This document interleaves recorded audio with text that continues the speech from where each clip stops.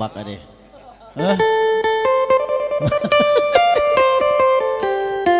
เฮ้ยอ่านผู้ห้องกับเมาแล้วเด้อบาดเด้อยกจอกเลยยกเฮ้ยสุรายังขาดอันนึงเพิ่นว่านาลีเพิ่นภาษาหวานเอามอบไปจานจุ๋ยบาดเด้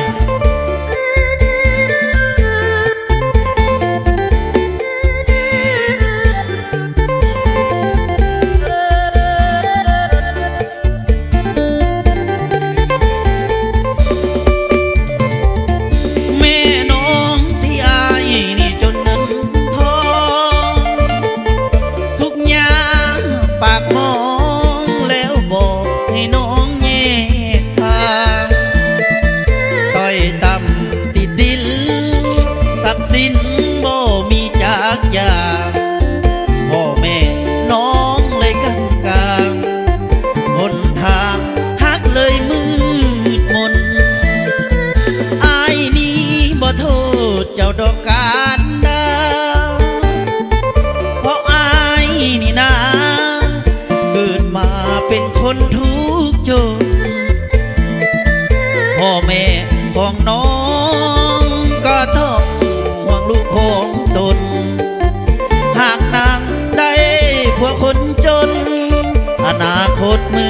ดมนใจหน้ามนอายนี่จนเหมือนแม่น้องเก่าคำแม่น้องเว้าสายยังจำไว้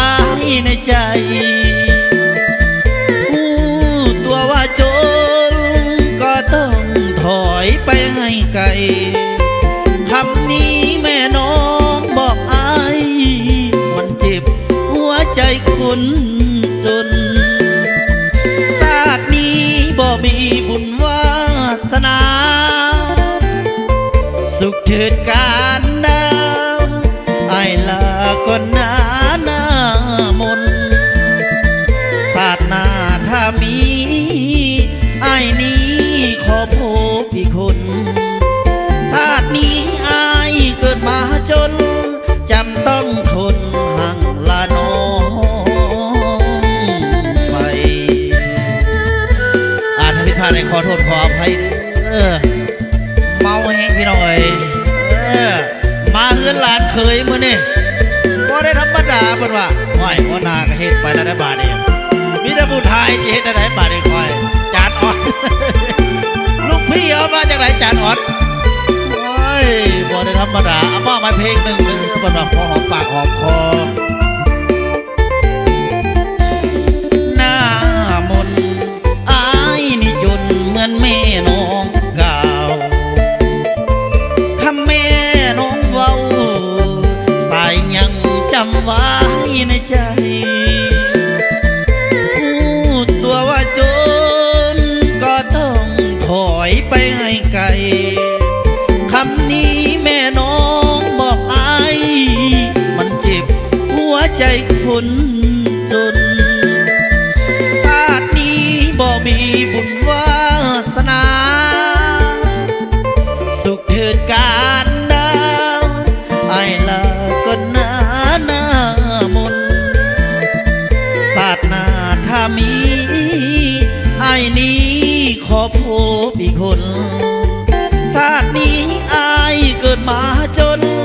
จำต้องทนห่างลาน้องไปโอ้ยอะไรลำเสคือจนแทบเลยหลานเคยแลลำเสคือจนแทบเป็นว่าพี่พาได้ขอโทษขออภัยเอาขอบใจน้ำจานจุ๋ยมันว่าบ่ได้ธรรมดาเพราะว่าอัดปีนี้เพื่อจะเห็นเพลง